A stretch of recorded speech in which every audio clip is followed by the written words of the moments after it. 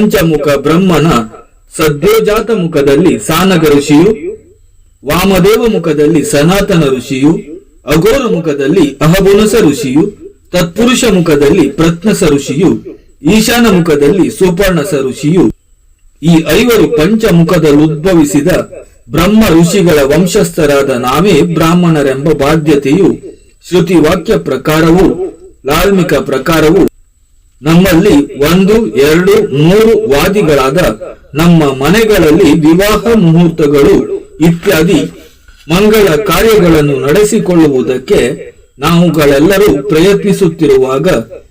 ಸಂಕರ ಜಾತಿಯವರಾದ ಪ್ರತಿವಾದಿಗಳು ದುರಾಕೃತ್ಯದಿಂದ ನಮ್ಮ ಮನೆಯೊಳಗೆ ಪ್ರವೇಶಿಸಿ ನಾವು ವೇದೋಕ್ತ ಪ್ರಕಾರ ವಿವಾಹವನ್ನು ನಡೆಸಬಾರದೆಂದು, ಈ ಸಂಕರ ಜಾತಿಯವರ ಪುರಾಣೋಕ್ತವಾಗಿ ವಿಪ್ರರಾದ ಇವರು ನಮ್ಮ ಮೇಲೆ ಕೈ ಮಾಡಿ ನಾವು ನಡೆಸುತ್ತಿದ್ದ ವಿವಾಹ ಮುಹೂರ್ತ ನೆರವೇರದಂತೆ ಆಕ್ಷೇಪಿಸಿರುವುದರಿಂದ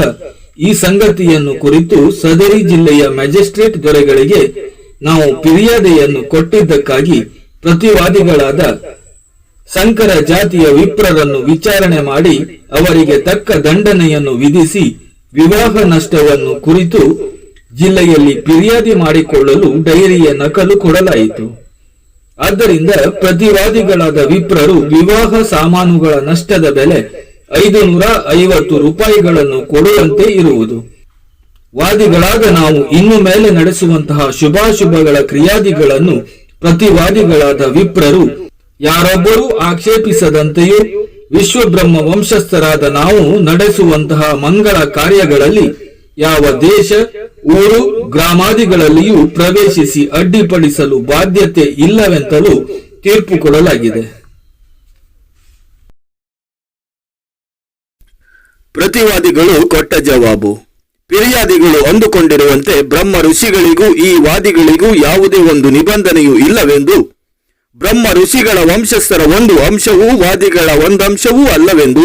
ವಾದಿಗಳು ಪಂಚಾಂಗವನ್ನು ಹಿಡಿದು ಹೇಳುವುದು ವೇದೋಕ್ತವಾಗಿ ಪೌರೋಹಿತ್ಯವನ್ನು ಮಾಡಬಾರದೆಂದು, ವಾದಿಗಳು ಮಾಡುವ ಉದ್ಯೋಗ ಬಹು ನಿಕೃಷ್ಟವಾದುದೆಂದು,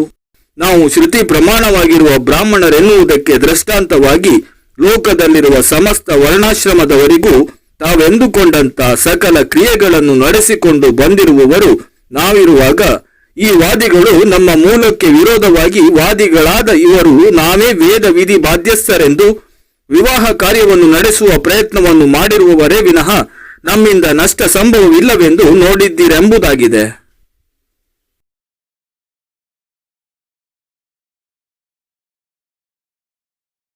ವಾದಿಗಳು ವಿವರಿಸಿ ಹೇಳಿದ್ದು: ಸದ್ಯೋಜಾತ ಮುಖಮಾಸಿತ್ ಮನು ವಿಶ್ವಕರ್ಮಣ ಬ್ರಹ್ಮೋದ್ಭವತಿ, ವಾಮದೇವ ಮುಖಮಾಸಿತ್ ಮಯ ವಿಶ್ವಕರ್ಮಣ ಬ್ರಹ್ಮೋದ್ಭವತಿ, ಅಘೋರ ಮುಖಮಾಸಿತ್ ತ್ವಷ್ಟ ವಿಶ್ವಕರ್ಮಣ ಬ್ರಹ್ಮೋದ್ಭವತಿ, ತತ್ಪುರುಷ ಮುಖಮಾಸಿತ್ ಶಿಲ್ಪ ವಿಶ್ವಕರ್ಮಣ ಬ್ರಹ್ಮೋದ್ಭವತಿ,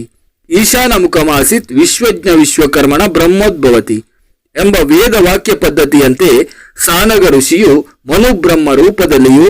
ಸನಾತನ ಋಷಿಯು ಮಯಬ್ರಹ್ಮ ರೂಪದಲ್ಲಿಯೂ, ಅಹಭುವನ ಋಷಿಯು ತ್ವಷ್ಟ ಬ್ರಹ್ಮ ರೂಪದಲ್ಲಿಯೂ, ಪ್ರತ್ನಸ ಋಷಿಯು ಶಿಲ್ಪ ಬ್ರಹ್ಮ ರೂಪದಲ್ಲಿಯೂ,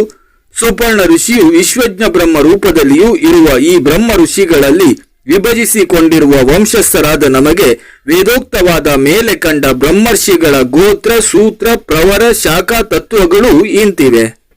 ಅಯಾನು ನೂರುಜಾತಂ ವಾಮಯದ್ವಾರಜುಸ್ತತ ತಾಮ್ರ ತ್ವಷ್ಟ ರಜಸ್ಸಾಮೌ ಶಿಲಾಶಿಲ್ಪ ಯತರ್ವಣಾಂ ಕೌಪ್ಯ ಸ್ವರ್ಣಾರ್ಕ ಪ್ರಣವಂ ಪಂಚಬ್ರಹ್ಮ ವಿಧೇಯತೆ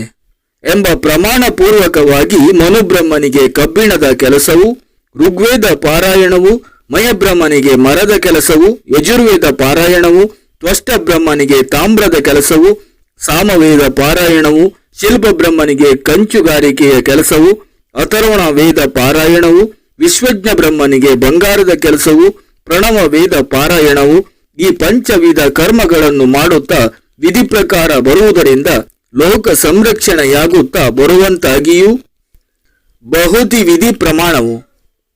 ಔಪಾಸನ ಮಹೋರಾತ್ರಂ ಮನುರ್ಲೋಹ ಮಹಾಹುತಿ ಸ್ವಹಾತಿ ಶಿತಿರಣೋ ಪೃಥ್ವಿ ದಶ್ಚ ಪಿಧಿರ್ವರ್ಣಿರ್ಪಿ ಭೂಪ್ರಜಾ ಫಲ ದೋದಿರ್ತ್ವ ನಾರಾಸಾರ ಹಪಿ ಮಿಷಂ ದುಷ್ಟನ್ ಶಿಕ್ಷಂತು ಸಹ ಪ್ರಾಣಾತ್ರಿನಿತ ವಿಶ್ವಬ್ರಾಹ್ಮಣ ಎಂಬಂತೆ ಈ ಶ್ಲೋಕ ಪ್ರಕಾರ ತನ್ನ ಒಂದು ಔಪಾಸನ ಹೋಮಕುಂಡಕ್ಕೆ ಸ್ವರ್ಣ, ರಜ, ತಾಮ್ರ, ಕಬ್ಬಿಣ, ಸೀಸ ಮೊದಲಾದ ಲೋಹಗಳ ಆಹುತಿಯನ್ನು ಕೊಟ್ಟು ಅದರಿಂದ ಸೃಷ್ಟಿ, ಸ್ಥಿತಿ, ಸಂಹಾರ, ತಿರೋಭಾವಾನುಗ್ರಹಗಳಾದಿಯಾಗಿ ಜರುಗುವುದಕ್ಕೆ ಅಸ್ತ್ರ ಆಯುಧಗಳು ಆಗುವಂತೆ ಮಾಡುವ ಯಜ್ಞ, ಯಾಜನ, ಅದಾಯನ, ಅಧ್ಯಾಪಕ, ದಾನ ಪ್ರತಿಗ್ರಹ ಷಟ್ಕರ್ಮವನ್ನು, ಸಾವಧಾಭಿಮಾನವು, ಅಧಿಪತ್ಯ ಸ್ಥಿತಿ, ಆಜ್ಞಾ ಚಕ್ರವನ್ನು, ಇಷ್ಟ ಕಾಮಾರ್ಥವನ್ನು, ಜನನ ಮರಣ, ಸ್ವರ್ಗ ನರಕಾದಿಗಳು ಆಧಾರವಾಗಿರುವುದರಿಂದ, ಸರ್ವಾಧಾರ ಭಗವದಾಜ್ಞೆಗೆ ಸಮವಾದ ಆಧಾರವಾಗಿರುವುದರಿಂದ ಶಿಲ್ಪಿ ಸ್ತಂಭ ಮೂಲ ಶ್ಲೋಕವು. ತಿಥಿ ರೂಪ ಮನುಪ್ರೋಕ್ತಂ ವಾರಸ್ಯ ಮಯ ಸಂಭವಾಹ ನಕ್ಷತ್ರಂ ತ್ವಷ್ಟ ರೂಪಂಚ ಶಿಲ್ಪಿ ಯೋಗಂ ತದೈವ ಚ ವಿಶ್ವಜ್ಞ ಕರ್ಣಂ ಚೈವ ಪಂಚಾಂಗೋ ಅಧಿದೇವತಾ ಎಂಬ ಶ್ಲೋಕದ ಪ್ರಕಾರ ತಿಥಿ ಮನುಬ್ರಹ್ಮನ ಉದ್ಭವವು, ವಾರವು ಮಯಬ್ರಹ್ಮನ ಉದ್ಭವವು, ನಕ್ಷತ್ರ ತ್ವಷ್ಟ ಬ್ರಹ್ಮನ ಉದ್ಭವವು, ಯೋಗ ಶಿಲ್ಪಿ ಬ್ರಹ್ಮನ ಉದ್ಭವವು, ಕರ್ಣ ವಿಶ್ವಜ್ಞ ಬ್ರಹ್ಮನ ಉದ್ಭವವು. ಆದ್ದರಿಂದ ನಾವೇ ಪಂಚಾಂಗವನ್ನು ಕೈಗೊಂಡು ಪೌರೋಹಿತ್ಯವನ್ನು ಮಾಡಬಹುದು.